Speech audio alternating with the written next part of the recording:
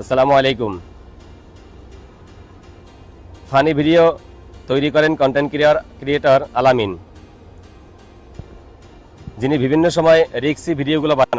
এভাবে করে ভিডিও বানানো এই রিক্সে গিয়া তিনি যে ভিডিওটা করেছেন, আল্লাহ হয়তো তাকে বাঁচিয়েছেন। তিনি চাইলে হয়তো মারাও যেতে পারতেন, কারণ যেভাবে আগুন ধরে গেছিল এটা আসলে খুবই রিক্সি এবং খুবই বিপজ্জনক।